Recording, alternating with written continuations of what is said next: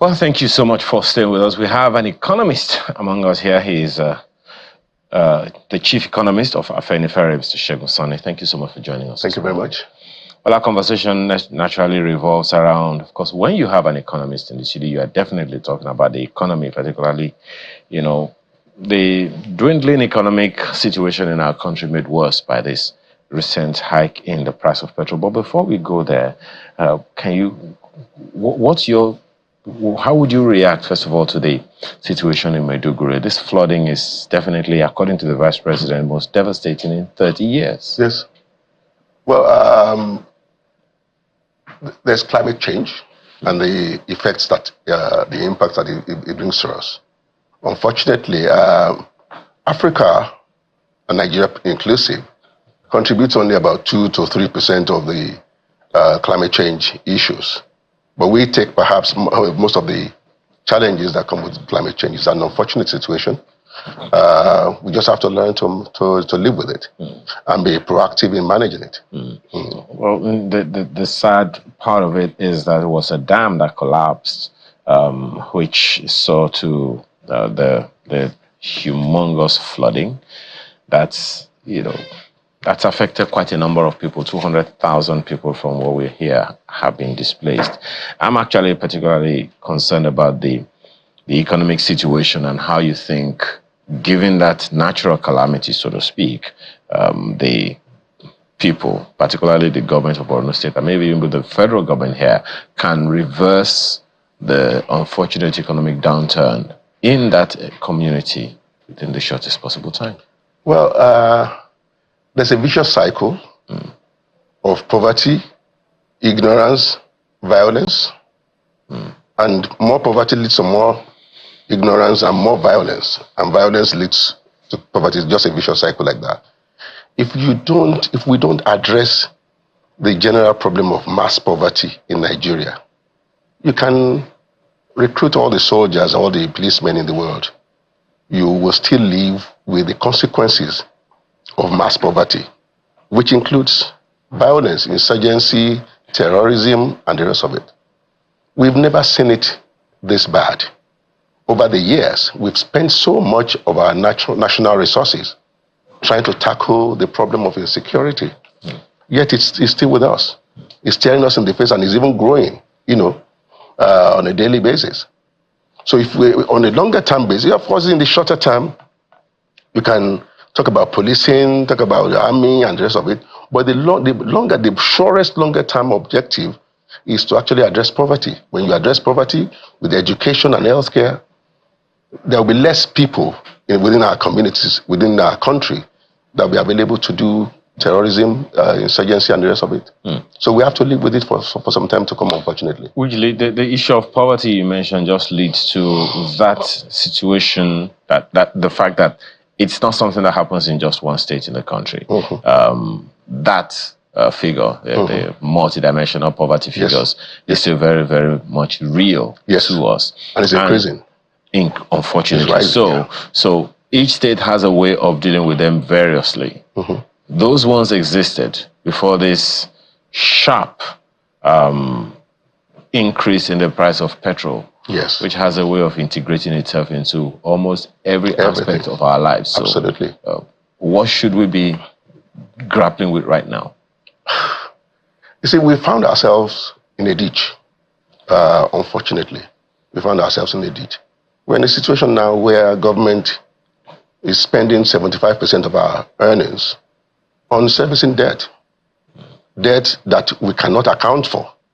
Debt that we cannot, account for in the welfare of the people, in infrastructure. So what was the money spent upon?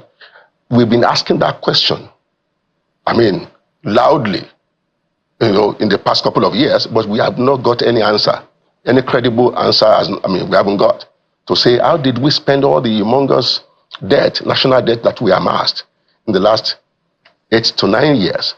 As at 2015, when Muhammadu Buhari came to power, the national debt of Nigeria stood at 12.6 or thereabout trillion naira, including the external borrowing.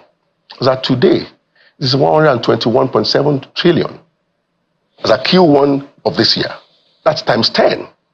national debt multiplied by 10 between 2015 and now. What did we spend it upon? That is one part. The other part talking about petrol pricing. We have an NNPC, a most corrupt, most opaque, most inefficient organization in the world. So, how does NNPC work? NNPC is more or less like a salesman. NNPC does not own Nigeria's oil. NNPC only trades it for us. We own the oil. NNPC collects the money for us. But we have an arrangement in place where NNPC collects our money after selling the oil and spends out of it the way it likes without any auditing, without any oversight, without any supervision, without any monitoring. Have you ever heard NNPC spending go to National Assembly? The NNPC managing director is a lot more powerful than the president of Nigeria. He spends as he likes. So after collecting our money, and then it's only after he has spent, only then he comes and says this is the balance. And nobody asks how he has spent or what they spend it upon. Of course, they talk about over-bloated emoluments to staff, pipeline maintenance, and all those other things. But again, every place, I mean, you look at it. We all run businesses here and there. You can't put a shopkeeper to monitor or to sell things in your shop for him to spend your money anyhow he likes and gives you the balance and says this is the balance, and you don't ask how he has spent money. That is what goes on. And those expenses of NNPC that nobody has monitored, that nobody knows what they spend upon, are what Nigerians are being called, you and I are being called upon to bear. So NNPC comes and says, this is how much we have sold this month, this is how much we have spent, and this is the rest. But so those expenses are what we bear. And then somebody says, well, we cannot continue to, fuel subsidy is gone. It is gone, but how did it arise in the first place? Look at it. Just a couple of years ago, a couple of months back, or years, years actually, the daily consumption, average daily consumption of petrol in Nigeria, of fuels, was just about 25-30 million liters per day. As of today, it is 65 million liters per day. So any amount, and you know that we pay subsidy per liter. So the higher the number of liters you say we are consuming, of course, the higher the more money we pay. But just a quick one on the NNPC. Nobody asked any question on that. That you're talking about. You remember the NNPC for the first time in a while released its audited accounts. Yes. You don't believe it? I don't. You can't believe it. Look at it. It is not a forensic audit. It's just an auditor saying, I sold this. NNPC that does not even know how many barrels come out of our pipelines on a daily basis. NNPC that does not know. For goodness sake, NNPC that is losing close to about half of our daily production. NNPC cannot account for it. And no arrest has been made. Look at it. For about 2 years or thereabout, or the last 2 years of Buhari's administration, about 1 million barrels per day of oil was missing daily. And the government of Nigeria did not raise any alarm. It was carrying on as if business as usual. And then that couldn't account for that. And then an auditor will come and say, I've audited the account. This is what, and they even talk about 3.3 or something trillion naira profit. Profit how? You collected money for us. You spent everything you like out of it. You gave us the balance, and now you're talking about profit. Profit? Well, how do we believe that? Now, you also have the president. There's no forensic auditing. Just a few days ago, the president came out, while in China speaking to the business community, Nigerian business community in China, that look, this fuel price increase isn't something we could have been able to help. And economists such as yourself have said repeatedly, look, we need to eradicate the subsidy regime. What many Nigerians were not told by economists is the consequence of the subsidy removal, which is fuel price increase, and naturally every other thing attached or affiliated with fuel, with the fuel price, will also increase. That didn't register with many Nigerians. You see, it depends on what you call subsidy. And look at it again. Somebody collects our money, spends anyhow he likes, and then he says, from these expenses, and these expenses are the ones being passed to us. in the name of subsidy. Because, I mean, all these expenses go into the pricing. The expenses that nobody monitors, nobody audits, oil is missing, and all of that. We cannot account for everything. What if I was a president? Before you start talking about what is actually the true subsidy, because we have to establish that first and foremost. What is the true subsidy? Because the subsidy is just an amount that NNPC talks about. This is the subsidy, and everybody no. There's no question asked. How did you arrive at this figure? Well, one of the ways in which many people have said, I think the explanation also comes from some economists such as yourself, is that the subsidy is the differential of how much Nigerians should be paying for fuel. In fact, I think it was an official of the NNPC that came out recently and said, look, even now, at whatever price Nigerians are buying in various parts of the country, it's still subsidized. It's still subsidized. It's still subsidized. I mean, that's explanation. Is that explanation not sufficient? It's not sufficient, because when you say how much Nigerians are supposed to be paying per liter, you have to first of all determine the true cost of that 1 liter before you start talking about subsidy. That we need to establish that first. Remember, they come and say 65 million liters per day. It was about 20-30 million liters per day a few years ago. Did the population of Nigerians double within that period? Did the economy double within that period? What led to that doubling? Those who are alleging smuggling. So Nigerians are paying for what we are not consuming. So at the end of the day, who pays for that? We need to find a way to address all of that. Every country, especially a country like ours, you would have established that petrol pricing is attached to a lot of economic indices, economic trends in Nigeria. Once you see what happened the last time, the economy went down sharply, inflation rose significantly, poverty rose significantly. So I came from the island now to this place. Hardly would you see maybe 20 to 50 cars on the road on a work day.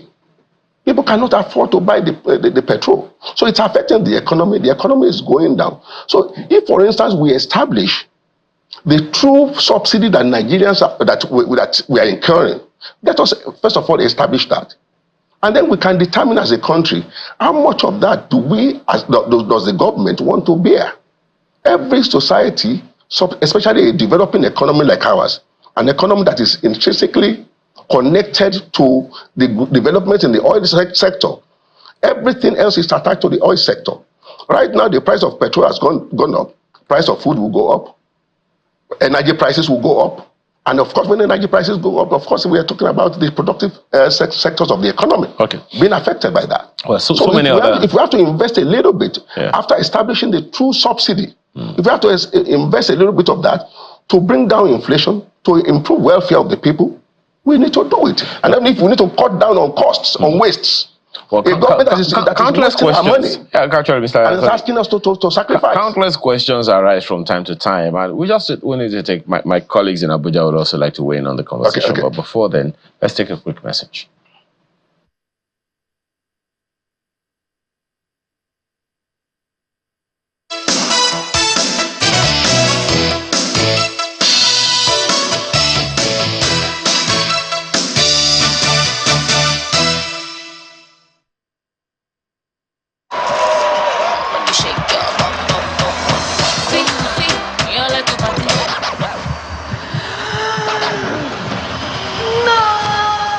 Crystal Original. Get a pen you can rely on.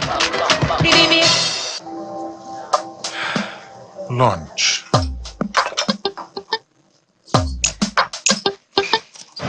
Heartburn and indigestion? Try Just Tea. Reliable remedy for heartburn, indigestion, flatulence, and acidity.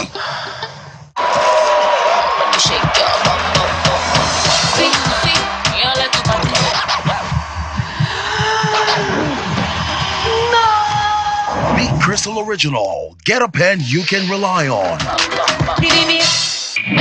It's a fast beat, unpredictable and full of surprises. The unforgettable moments, unprecedented passion, the victories and defeats in the world of sports makes it engaging. Fasten your seatbelts as we take you through every update in the news and on our shows. We define the moments of true sports. Join us.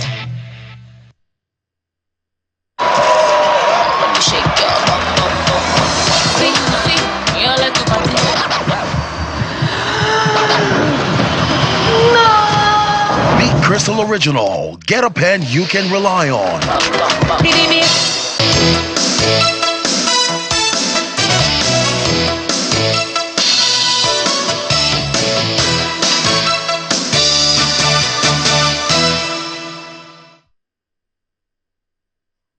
Welcome back. Mr. Sani, we would like to have a conversation with you about some of the economic policies of President Bola Tinubu. There's a lot of conversation right now about how we are at this point in our economic growth, or many people say economic downturn, because, two policies that would in many ways help the country get better in the future, but those two policies should not have been done at the same time.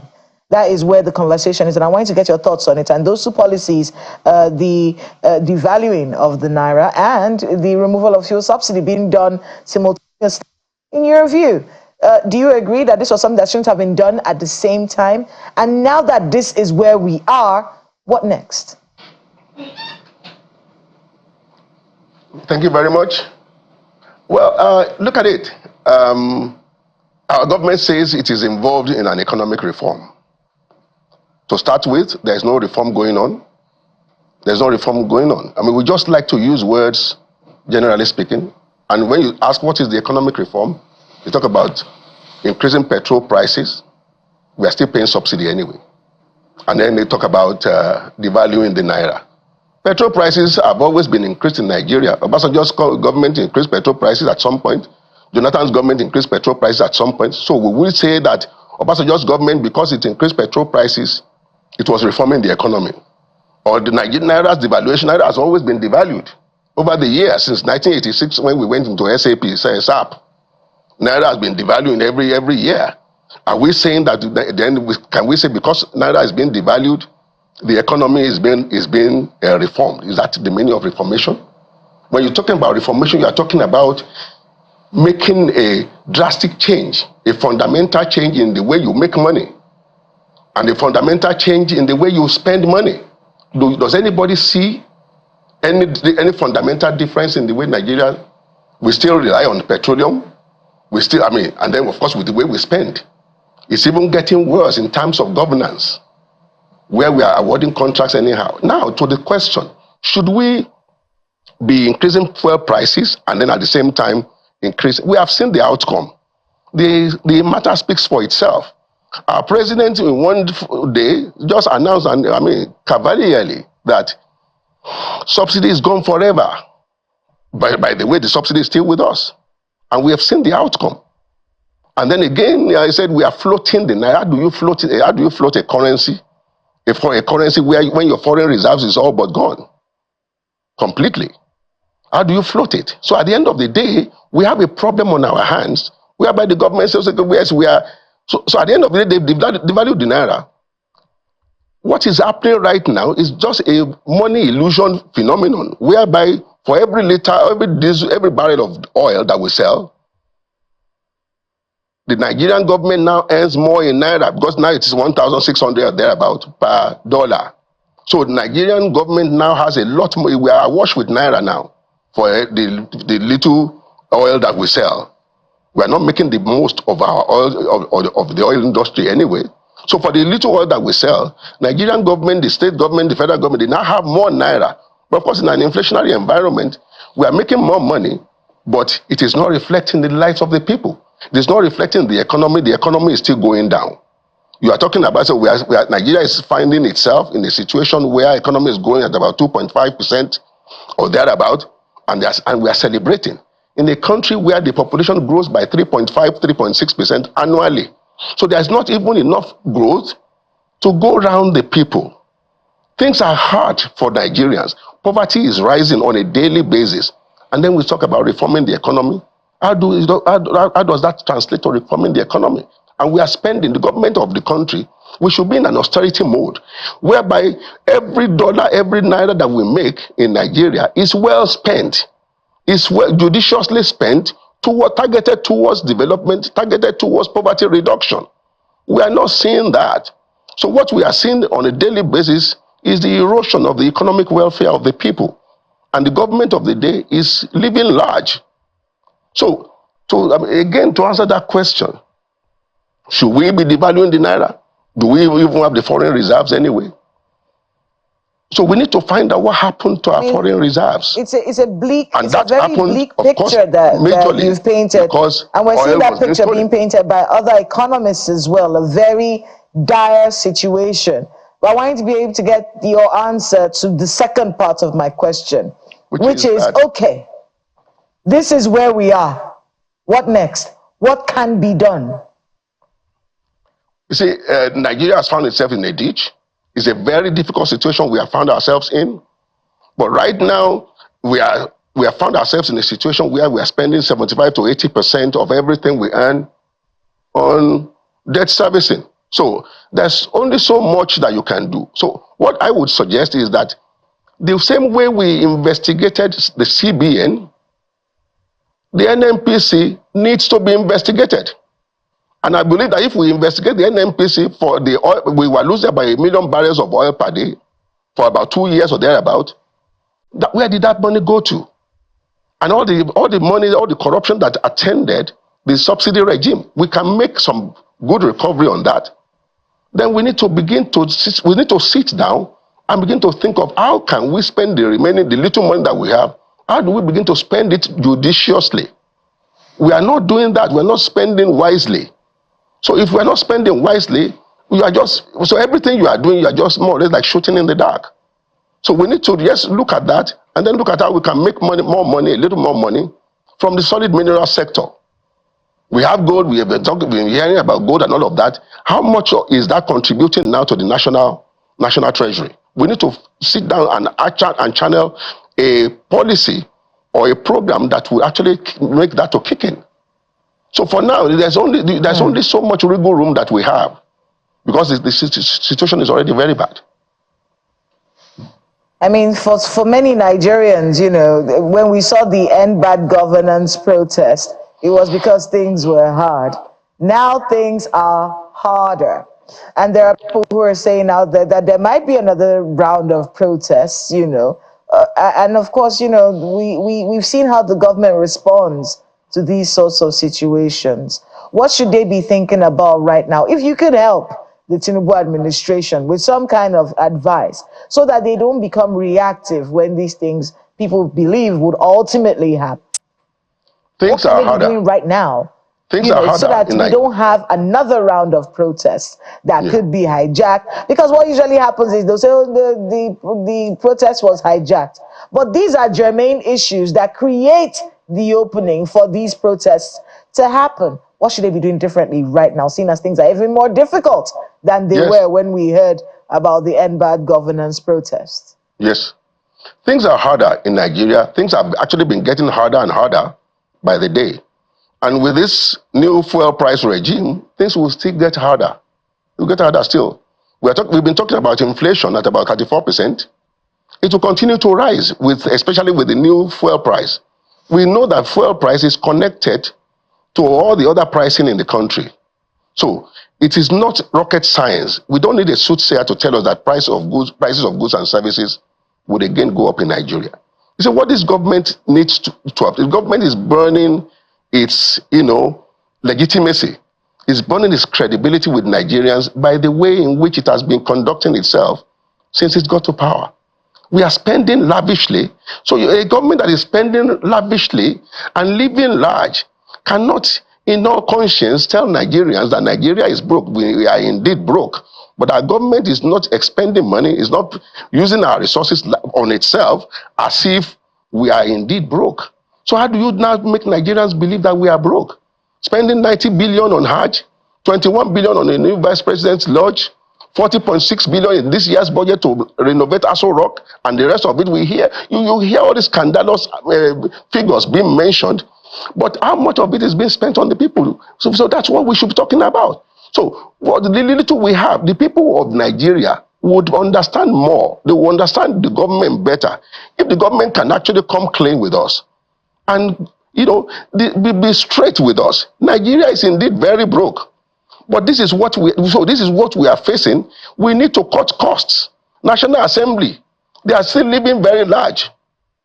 I mean, the kind of salary that is not in tandem with the state of the economy of Nigeria. So it's what these people are earning. So at the end of the day, for Nigerians to understand that we are indeed in a bad shape, in a bad situation, the government needs to be straight with us. The government needs to spend the little resources we have judiciously. And again, the government, we need to find out, what did we spend all the humongous debts of the last 10 years, what did we spend it upon? Let's say from 2014 or 2013 to date, let us investigate what Nigeria spent all those debts on. Perhaps we might make some good recovery, or at least let us have an insight into how we spend money. What was all that money spent upon? Now, the debts that we took in the last 7, 8, 9, 10 years is no longer coming the way it used to come, because the creditors are no longer lending us the way they used to lend us. So how are we surviving now? Okay, so where are we finding the discipline now to live with this maybe a little more slightly within our means, unlike the way we did, I mean, in the last, maybe in the previous 7 to 8 years? So let us know what we spent money on. The little money we have is the economy. Shorn of logic, shorn of rationality, then it's not economics. Economics, if you take rationality out of economics, it's not economics.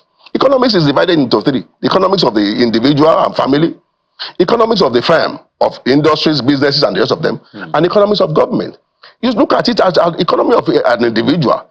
If you lost your job, if the source of income is not there, it's not a time to move to VI from Lekki. Okay. It's not a time to begin to buy a Ferrari and buy Bentleys and the rest of it. So if you as an individual will not do that, why is our government contradicting logic, contradicting rationality by living large when we are broke?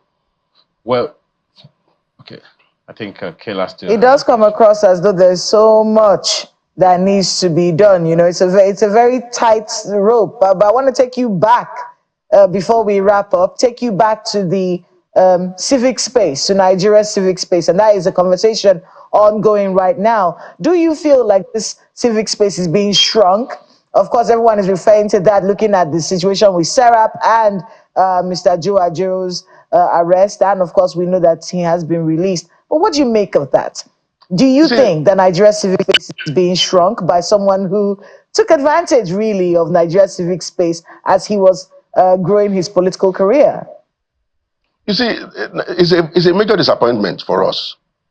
I mean, you take an APC that rose to power on the wave of free speech, freedom of expression, and the rest of it. They came together, formed a party, and engaged a government in power in such a manner that at the end of the day, they seized power from that government. How can you expect the same APC, so impervious, so intolerant of criticism, so intolerant of contrary opinion, contrary view? Because what is going on right now, we are seeing a descent into dictatorship. We are seeing a descent into intolerance of contrary view. So if, for instance, what I see going on is that this new unjustified, I'll call it unjustified because we don't know what makes the true cost of a liter of petrol in Nigeria. This unjustified increase in petrol prices. Now, what they are trying to do, they are trying to preempt the NLC and the Nigerian public. It's the same government that is charging people for protesting, they're charging them for treason. Now we hear that the NLC president is being investigated, or maybe he's going to be charged for terror. Over what? Over that is what is going on. Okay. They don't want Nigerians to react. They don't want Nigerians to protest. Okay, just a quick one. Do you see there's any role for the states, especially now that they get more revenue from FAC? You see, let me tell you, the more revenue that they get is money illusion, like I said. It's more naira that they are getting because they have devalued the currency. But what are we seeing the impact of the more naira? Which is the reason? Welfare of the people? Is the subsequent, reason for the question? Is there anything the state governments can do so that the more money they get can reflect on the lives of their people? Of course, definitely. It's not just the federal government. The states also have a responsibility, to make sure that every money of every naira that we have is judiciously spent. And of course, the foundational issue right now that Nigerians should be talking about is how do we how do we address poverty? And when I say addressing poverty, I'm not talking about all the destructive and corrupt ways of taking money and all of that. That is not humanitarian whatever that we cannot see. I don't know anybody who's collecting all those monies. And we all saw the humongous corruption, humongous larceny, thievery going on of ministers and the rest of them. So there has to be more judicious spending of our money. All right. So much across to say. all levels of government. So much to say and so little time. Mr. Segun Sani, thank you so much for your time this morning. And truly, issues that you have raised most certainly resonate with a lot of people. Segun Sani is a chief economist at Ferry. Thank you again for your time. Thank you very much.